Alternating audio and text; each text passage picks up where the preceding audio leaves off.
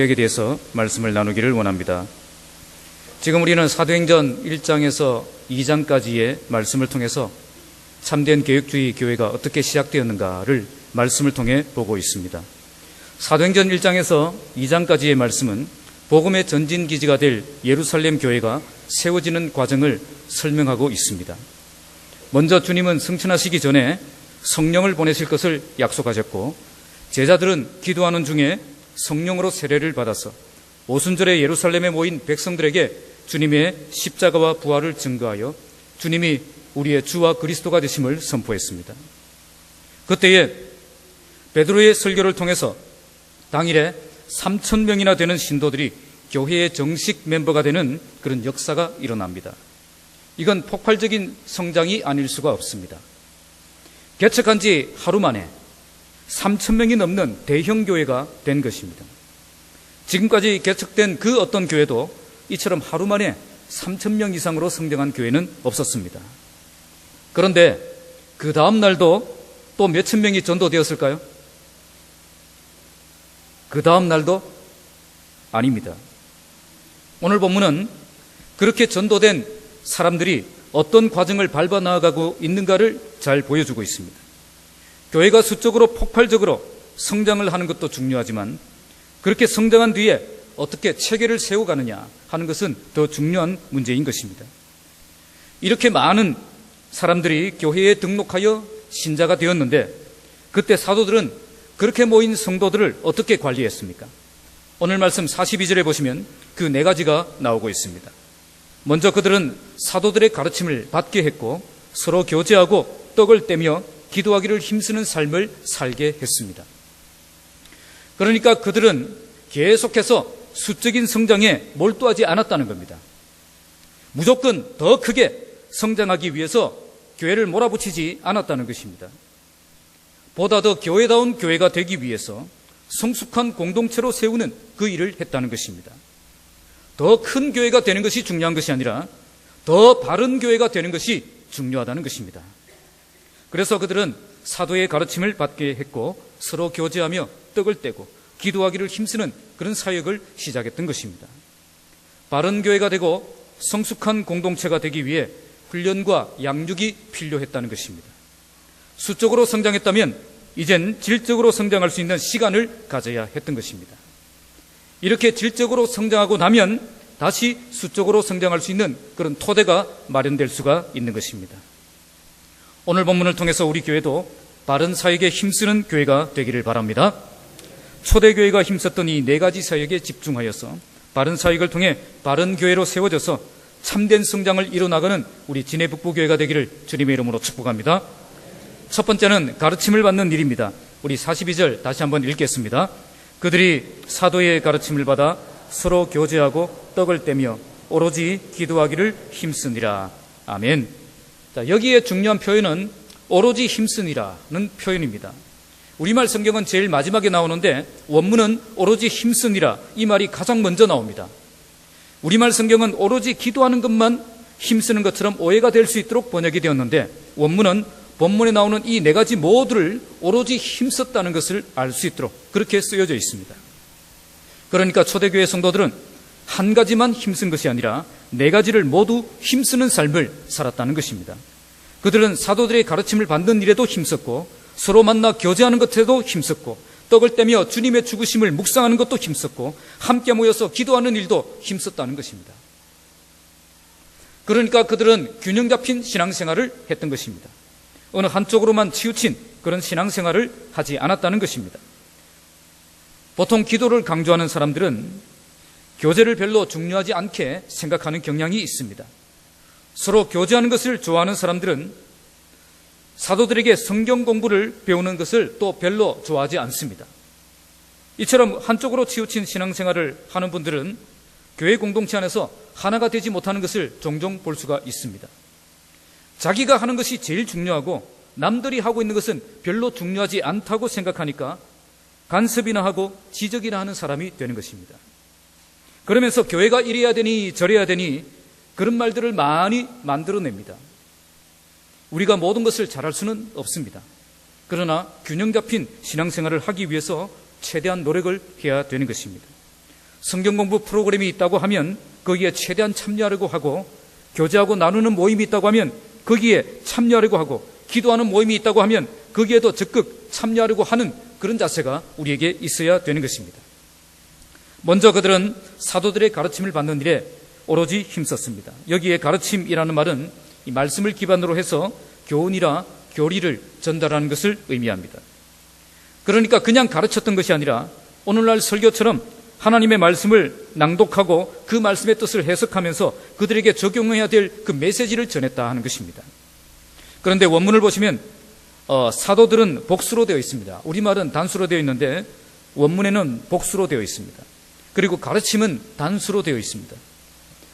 그러니까 12 사도들이 말씀을 가르쳤지만 그 가르침은 오직 하나의 가르침이었다는 것입니다. 그들은 개인적인 생각이나 철학을 가르쳤던 것이 아니라 오직 순수하게 복음만을 전했던 것입니다. 그래서 3,000명 이상 모이는 대형교회였고 사역자들도 12명이나 되는 사역자들이 있었지만 그들의 가르침은 혼란스럽지도 않았고 하나의 가르침으로 나아갈 수 있었던 것입니다. 교회가 제대로 성장하려면 이처럼 말씀이 혼잡스럽지 않아야 됩니다. 이 사람은 저 말을 하고 저 사람은 이 말을 하면 배우는 사람이 혼란스럽게 된다는 것입니다.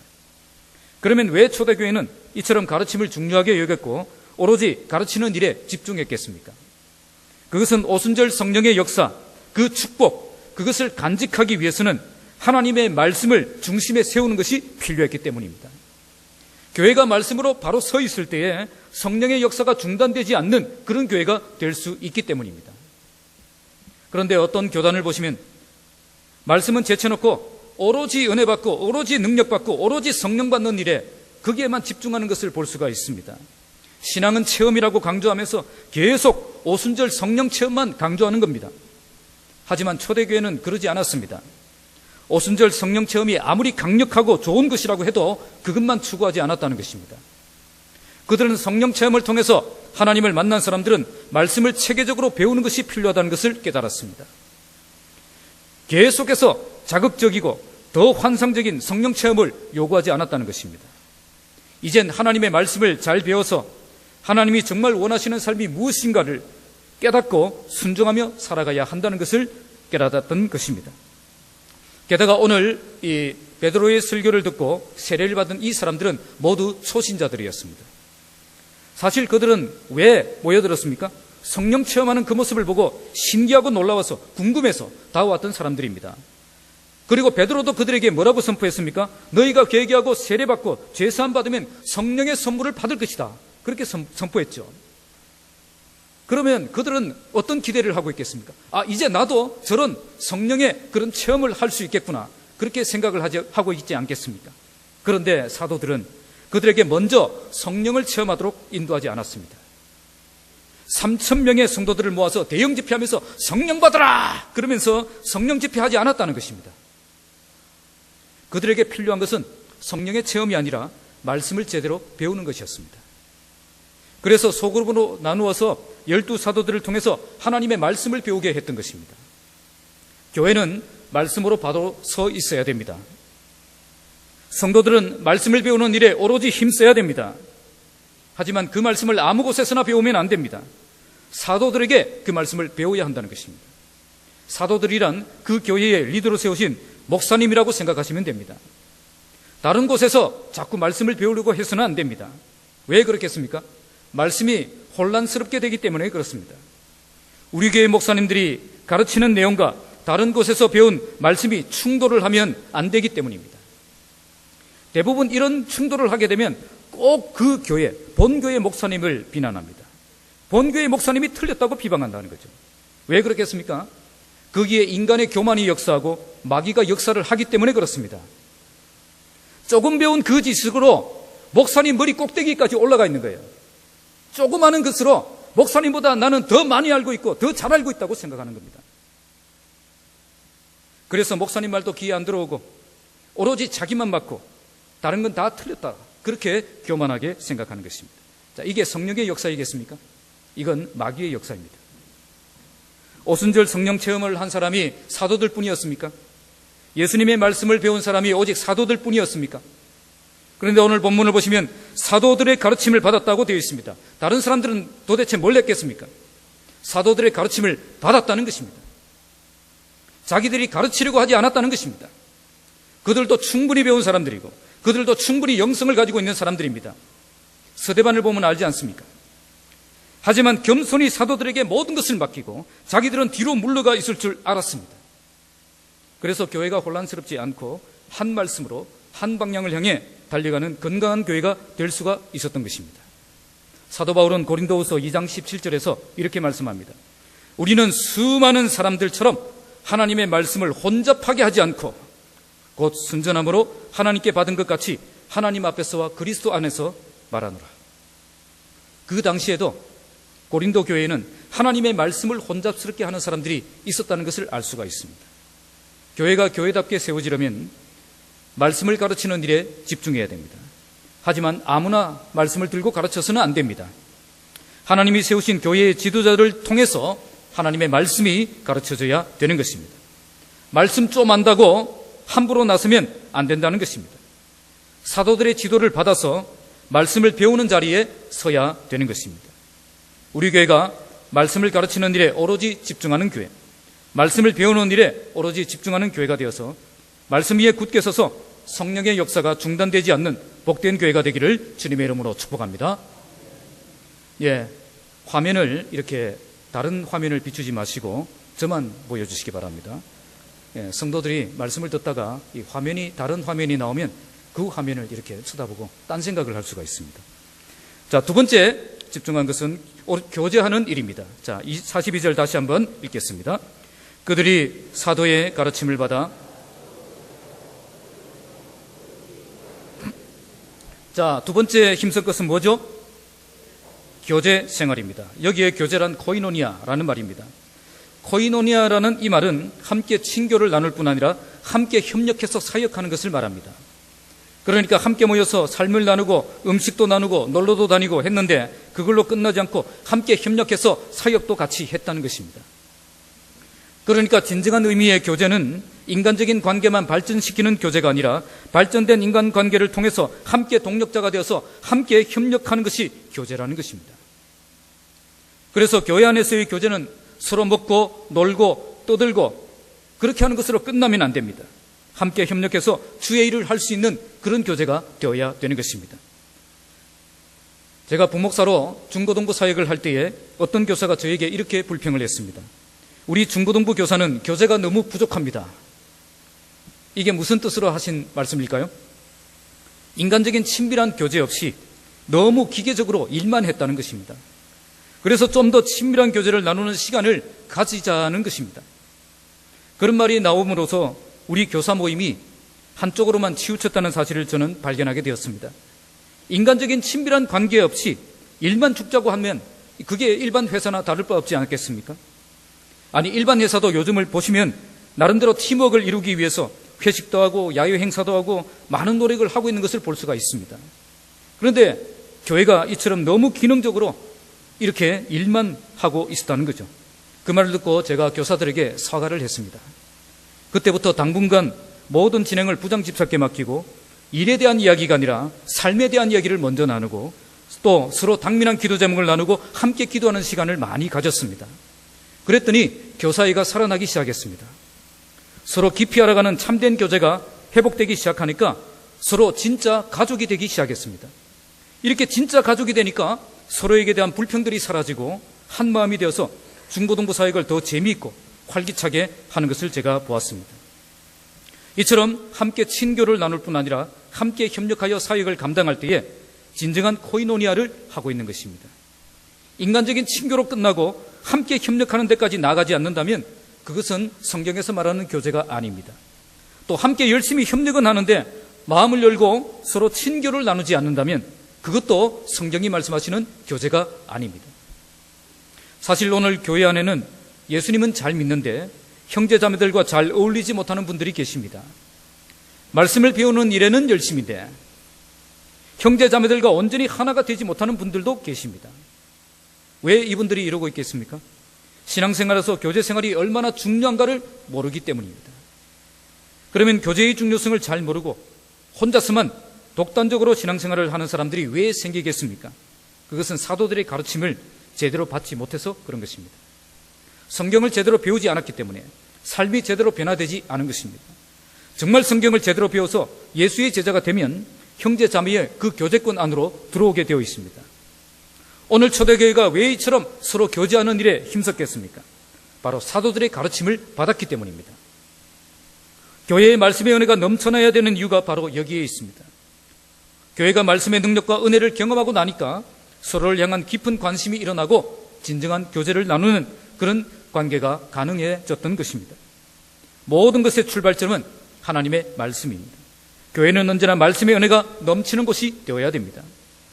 말씀의 능력을 잃어버릴 때 교회는 시험이 찾아오고 다툼이 생기고 분열이 생기는 것입니다. 하지만 말씀의 능력을 풍성하게 경험하면 건강한 교회의 모습을 되찾고 교회가 진정한 가족이 되는 것입니다. 하나님의 말씀이 능력 있게 선포되고 성도들이 말씀으로 큰 은혜를 경험하게 되면 교회는 살아나게 되어 있습니다. 여기저기서 삐걱거렸던 것들이 제자리를 찾기 시작할 것입니다.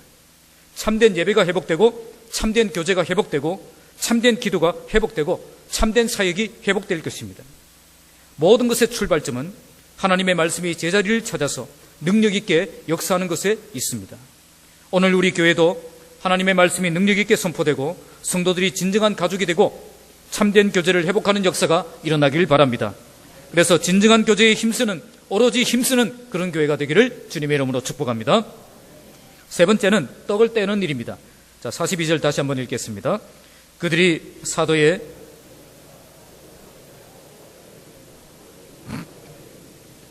세 번째 오로지 힘썼던 것은 무엇이죠? 떡을 떼는 일입니다. 여기에 떡을 뗀다 하는 말은 애찬과 성찬을 의미합니다. 당시 초대교회 공동체는 모일 때마다 먼저 애찬을 했습니다. 당시 너무 가난해서 식사를 제대로 하지 못하는 그런 사람들이 있었기 때문에 모이면 가장 먼저 그들을 대접하는 기본적인 식사 모임부터 했던 것입니다. 그리고 함께 모여서 경배할 때는 성찬을 했습니다. 성찬은 주님의 죽으심을 잊지 말자는 그런 의식입니다. 그들은 예배할 때마다 성찬을 하며 예수님이 나를 위해 죽으셨다는 그 사실을 늘 기억하는 일을 했던 것입니다. 성찬의 가장 중요한 목적은 예수님의 죽으심을 주님 오시는 그날까지 기억하는 것입니다. 대부분의 주석들은 성찬을 의미한다라고 해석하기도 하지만 저는 애찬과 성찬을 함께 포함한다고 해석합니다. 만약 이것이 애찬이라면 그들은 정말 먹는 일에 목숨을 걸었다라고 볼 수가 있습니다. 여기에 떡을 떼는 일에 오로지 힘썼다. 오로지 힘썼다는 이 말은 여기에 목숨을 걸었다는 것입니다. 그렇다면 그들은 왜 이렇게 모여서 먹는 일에 이렇게 목숨을 걸었겠습니까? 당시 교회 공동체 모임은 거의 집에서 이루어졌습니다. 전체가 모이는 대그룹은 성전에서, 수십 명의 사람들이 모이는 소그룹은 집에서 그렇게 모였습니다. 초대교회는 대그룹으로 모여서 하나님을 예배했고 소그룹으로 집에서 모여서 떡을 떼며 말씀을 배우며 교제하는 일을 했던 것입니다. 그렇다면 지금 이 모임은 요즘으로 따지면 목장 모임을 하고 있는 것입니다. 목장 모임을 모일 때에 반드시 먹을 것이 있도록 했다는 것입니다. 왜 그랬겠습니까? 가족이기 때문입니다. 그들은 함께 모여서 밥을 먹으면서 서로가 주 안에서 한 가족임을 확인하며 교제를 나누었다는 것입니다. 그런 면에서 우리 목장 모임도 진정한 가족이 되려면 뭘 잘해야 되겠습니까? 먹는 일을 잘해야 됩니다. 떡을 떼는 일에 오로지 힘써야 한다는 거죠. 대충 간식이랑 먹으면서 하는 것과 밥상 한 상 차려놓고 하는 것은 엄청난 차이가 있습니다. 함께 식사를 할 때 그때 참된 식구가 되는 것입니다. 제가 거창교회에 갔을 때에 부산 자갈치에서 칠성파 행동대원 출신이었던 분을 한 분 만났습니다. 몸에 문신도 있고요. 그분은 제가 있을 때 장로로 피택되어서 장로님이 되셨습니다. 어느 날 그분이 저에게 이렇게 간증을 하시는 것입니다. 자기가 칠성파에서 탈출해서 거창 땅으로 와서 이렇게 삶을 개척하고 새롭게 삶을 시작하면서 참 어렵게 살아갈 그때였습니다. 그때 전셋집으로 살고 있었는데 그 전셋집 주인이 거창교회 수석 장로님이었습니다. 그분은 당시 구역장이었고 그리고 구역 예배를 그 집에서 했다고 합니다. 그렇게 모일 때마다 꼭 자기를 이렇게 불러서 초대를 했다고 합니다. 하지만 예수 믿는 것이 싫어서 한 번도 가지 않았다고 합니다. 그런데 어느 날 찌짐이 뭔지 아세요? 찌짐을 부쳐 먹어서 같이 먹자. 찌짐 부쳐 놨으니까 와서 먹자고 그렇게 부르더랍니다. 찌짐 먹자고 부르니까 아무 생각 없이 갔습니다. 찌짐 먹자고 해서 갔는데 가서 보니까 구역 모임인 거죠. 쏘갔다 생각을 하고 일어나려고 하니까 이미 늦었습니다. 장로님이 기도를 시작한 거예요. 기도가 끝나면 가야지 하고 이렇게 눈을 같이 감고 기도가 끝나기를 기다리고 있었습니다. 그런데 그 장로님이 기도 중에 이렇게 말씀하시는 겁니다. 오늘 우리 이 선생님이 이렇게 함께 모이게 해주셔서 감사합니다. 그분 이름이 이영도 장로님인데 살던 곳이 영도였습니다. 살던 곳이 영도였는데 이름도 이영도. 그렇게 잊어버릴 수 없는 이름입니다. 자기는 지금까지 바닥 인생을 살면서 조직에서 칠승파 그 조직에서 행동대원으로 밑바닥 인생을 살면서 아무도 자기를 선생님이라고 불러준 사람이 없었습니다. 그런데 오늘 이 장로님이 기도하면서 오늘 우리 이 선생님이 이렇게 이 자리에 함께 해주셔서 감사합니다. 그렇게 부른 거예요. 그날 밤에 한숨도 못 잤다고 합니다. 그 이 선생님이라는 그 말이 계속 머리에 맴돌아서 도무지 잠이 오지 않는 것입니다. 그래서 잠이 안 와서 옆에 곤히 자고 있는 그 부인을 깨워서 우리 교회나 갈 거야? 그렇게 이야기했다. 욕만 엄청 얻어먹고 그래서 같이 가는 것은 아무래도 불가능하고 혼자라도 가야 되겠다 생각을 하고 그 주간 교회에 갔습니다. 원래 카센터를 하시던 분인데 그날은 작업복 차림이 아니라 양복을 입고 갔습니다. 왜 양복을 입고 갔습니까? 선생님이니까요. 이렇게 교회에 발을 내디딘 것이 출발점이 되어서 자기는 장로가 되고 부인은 권사가 되고 그렇게 되었다는 것이죠. 이런 간증을 저에게 해주셨습니다. 목장 모임에서 밥을 먹어야 되는 이유가 여기에 있습니다. 밥을 먹는 자리는 누구나 쉽게 올 수 있습니다. 성경을 펴놓고 있는데 오라고 하면 누가 오겠습니까? 하지만 찌짐 부쳐 먹고 국수 말아 먹고 통닭 시켜놓고 와서 좀 같이 먹자 그러면 들어올 수 있다는 겁니다. 자, 이게 관계전도입니다. 초대교회는 떡을 떼는 일에 오로지 힘썼습니다. 그것 때문에 소그룹 공동체 모임이 활발하게 움직이고 성장할 수 있었던 것입니다. 오늘 우리 목장 모임도 잔뜩 차려놓고 불신자 초대해서 관계전도하는 현장이 되시기 바랍니다. 이번 6월 4일 VIP 초청 주일에도 이렇게 잔뜩 차려놓고 초대해서 부담 없이 와서 같이 음식 교제를 나누고 그러는 가운데 하나님의 살아계심을 우리의 삶의 모습을 통해서 보여주고 그래서 복음을 증거하고 그들이 예수 믿고 구원받을 수 있는 역사가 일어나야 되는 것입니다. 여기에 오로지 힘쓰면 주께서 일하셔서 전도의 놀라운 열매가 맺혀주게 해주실 것입니다. 우리 교회가 이렇게 목장 모임에서 정말 오로지 먹는 일, 이렇게 함께 식사교제를 나누는 일에 힘써서 전도의 놀라운 열매가 맺혀지는 그런 교회가 되기를 주님의 이름으로 축복합니다. 네 번째는 기도하는 일입니다. 우리 다시 한번 읽겠습니다. 시작.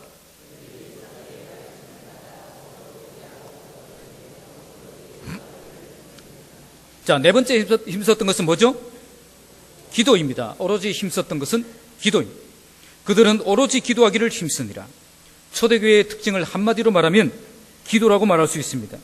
초대교회가 그토록 역동적으로 움직일 수 있었던 그 이유는 기도가 살아있었고 기도가 뒷받침되었기 때문입니다. 여기서 말하는 기도란 혼자 기도하는 기도가 아닙니다. 모여서 함께 뜨겁게 기도하는 것을 말합니다. 당시 그리스도인들은 성전에 함께 모여서 공동체 기도를 드리는 그 일에 참여하는 것을 의무로 생각했습니다. 베드로와 요한이 안전뱅이를 일으켰던 그 기적도 이렇게 기도하는 그 자리로 가다가 일어난 사건이었습니다. 어떤 사람들은 혼자서는 기도 생활을 잘 하는데 함께 모여 기도하는 일에는 관심이 없습니다. 우리는 혼자서도 기도 생활을 착실하게 해야 될 사람이지만 함께 모여서도 기도할 줄 아는 사람이 되어야 됩니다. 초대교회는 정해진 기도 시간이 있었고 여기에 참여하는 일에 오로지 힘쓰는 그런 교회였습니다. 그러면 왜 우리가 함께 모여서 기도하는 일에 오로지 힘써야 되겠습니까? 이렇게 함께 모여서 기도하지 않으면 반드시 공동체 안에 시험이 찾아오고 문제가 오기 때문입니다. 교회가 기도의 힘을 잃어버리면 반드시 교회는 약해지고 모든 것이 흔들리게 되어 있다는 것입니다. 마귀가 가장 공격하기 좋은 사람은 기도하지 않는 사람입니다. 특별히 기도는 하지 않으면서 직분은 맡아가지고 있는 사람입니다. 이런 사람들은 조심해야 됩니다.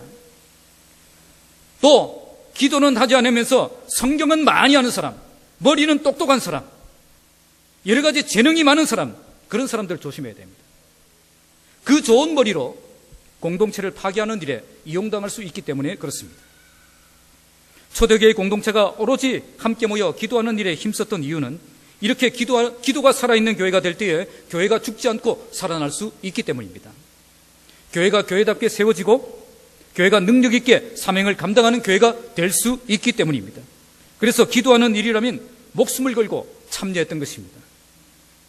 교회는 세상적인 모임과 다른 모임입니다. 세상적인 모임은 조직이 잘 이루어지고 사람 잘 세우고 계획만 잘 세우면 무조건 잘 돌아가게 되어 있습니다. 하지만 교회는 이렇게 잘 조직되어 있다고, 계획을 잘 세웠다고, 사람을 잘 세웠다고 무조건 잘 돌아가는 것이 아니라는 것입니다. 교회는 영적인 모임이기 때문에 영적으로 살아있어야 되고, 영적으로 깨어있어야 되고, 영적으로 무장되어 있어야 되는 것입니다. 이렇게 영적으로 준비되기 위해 필요한 것이 무엇입니까? 바로 기도입니다.